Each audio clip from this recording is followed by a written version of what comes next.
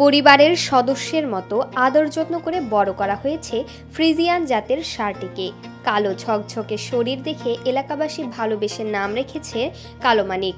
ষাঁড়টির ওজন প্রায় ৩৫ মণ, যার বাজার মূল্য দাঁড়াতে পারে ১০ লাখ টাকারও বেশি, কিন্তু কোনো অর্থমূল্য নয়। ষাঁড়টির পবিত্র ঈদুল আজহা উপলক্ষে উপহার হিসেবে দিতে চান দেশের অন্যতম রাজনৈতিক নেত্রী ও বিএনপির চেয়ারপারসন বেগম খালেদা জিয়াকে। পটুয়াখালীর মির্জাগঞ্জ উপজেলার উত্তর ঝাটিবুনিয়া গ্রামের কৃষক সোহাগ মৃধা এই ষাঁড়টির মালিক। ৬ বছর ধরে ষাঁড়টি লালন পালন করছেন পরিবারের সদস্যের সঙ্গে। ষাঁড়টি লম্বায় ১০ ফুট, উচ্চতায় ৫ ফুট ৪ ইঞ্চি এবং ওজন প্রায় ১,৪০০ কেজি।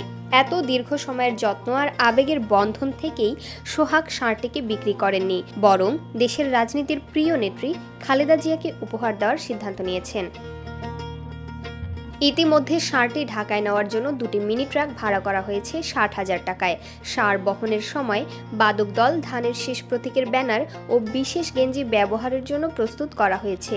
ষাঁড়টি এক নজর দেখতে প্রতিদিন ভিড় করছেন স্থানীয় সহ দূর দূরান্তের মানুষ। সোহাগ মৃধা বলেন, তার বাবা ছিলেন বিএনপির কর্মী, তিনিও ছোটবেলা থেকেই বিএনপিকে ভালোবাসেন। ভাইরাল হতে নয়, লাভ লোকসানের চিন্তা না করে আবেগ থেকেই তিনি ষাঁড়টি উপহার দিতে চান। ষাঁড়টি খালেদা জিয়া গ্রহণ করবেন কিনা সে বিষয়টি সুনিশ্চিত না হলেও সোহাগের এই উদ্যোগ বিএনপি কর্মীদের মধ্যে ব্যতিক্রমী আবেগ সৃষ্টি করেছে।